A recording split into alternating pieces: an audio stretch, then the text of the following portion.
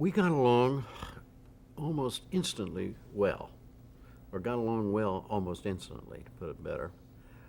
We had met each other first time, really, on a kind of a deal out in Nebraska when I first went with PBS, and he and Sandy Van Oker were out there for an event for Nebraska Public Television. They asked me to come too, and MacNeil and I flew back to Washington together. Sandy had to go off and do something else.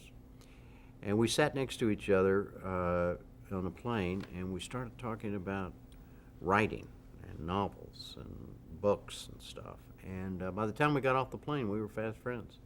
It turned out we ended up living 5 or 6 blocks from each other out in Bethesda, Maryland. His daughter, his youngest daughter, and our youngest daughter ended up going to the same elementary school, same public school out there. And then when we did the Watergate, we drove every day together, and we sat, next to each other. And when that was all said and done, I mean, we were as good of friends as you could be. And he was always, his unlike the cliche of television people, they're cutthroat, anything to get ahead. He was always, and is to this day, extremely generous to me in terms of his time and his mind and his emotional energy. Always wanted me to do well and helped me tremendously. And he's a civilized man. He's much more civilized than I am, and much more cultured than I am. He really he is absorbed in ideas and in a way that is rare. And for somebody, and he always knew exactly what he wanted to do in television. And he was the kind of, a lot of people, you say, okay, now take the keys of the car. So, yeah, but I don't know how to drive. You give the keys of the car to MacNeil. He always knew how to drive. He always knew what it is he wanted to do. And so when they went to him, after we had done Watergate, he went back. He was on leave from the BBC, and he went back to the BBC. And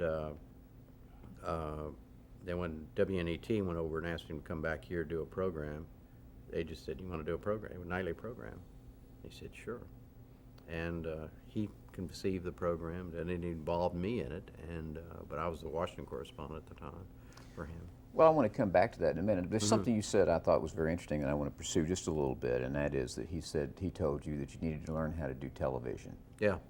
Yeah. And exactly what did you have to do? Well, what he meant was, or at least what I think he meant, at least the way I reacted, is that the mechanics of it. Right. That I had to be more conscious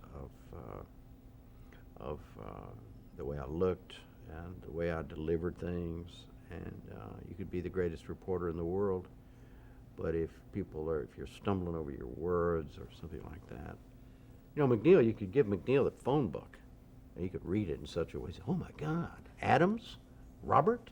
I mean, I am not that kind of reader, and he, things like pronouncing your words clearly, and spending a little extra time. If there's he's got a terrific ear for language. I do not.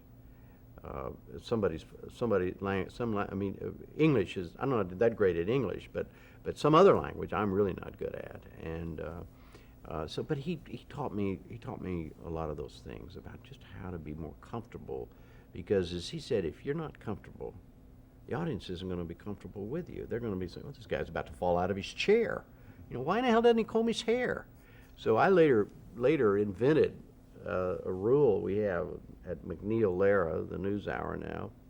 It's called the skivvy shirt rule. And the skivvy shirt rule is simply, I look at the camera and I say, "Good evening.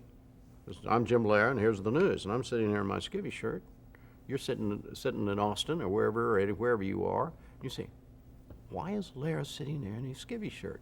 In the meantime, I'm giving you the news, but you're not listening to the news. You're just wondering, why in the hell am I sitting there in a skivvy shirt?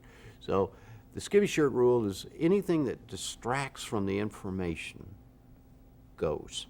That's why you comb your hair. That's why I wear a tie. And I have a coat on. If I sat like this, you know, with my tie down, without a coat on, one night on the news, everybody said, "What has gotten into Lehrer? What is this? A new thing?" And they would, I might be talking about war in the Middle East, or I might be talking about a Federal Reserve action. They won't hear me, because the same thing when you can have a piece of hair up, you know. Or I get people who write me about my tie not being as far up as it ought to be, because, or it's a little off to the left. You know, think, why in the hell are you paying attention to this? I don't know why they do, but they do. He's much more studious and calmer than I am. I think it's my I don't know where it comes from, maybe from my afternoon newspaper experience, but I tend to just, somebody comes in with an idea, yeah, great, go, before they even get it out. Or, no, that's the worst idea I've ever heard. MacNeil's the one who always said, well, why don't we at least hear him out? And we brought different temperaments, let's put it that way. And for a program like ours that is trying to do as much as we're trying to do and do it every night, you need to have a mix of temperaments. You need to have a mix of styles and whatever, so it doesn't get, and you can get into somebody's rut if you're not careful. I've had to do that since MacNeil left. I have to be careful about that it's all just my thing. It can't just be that. It's got to have life to it, and life is rhythm, and rhythm comes from alternating this and this and changing things and all that sort of stuff.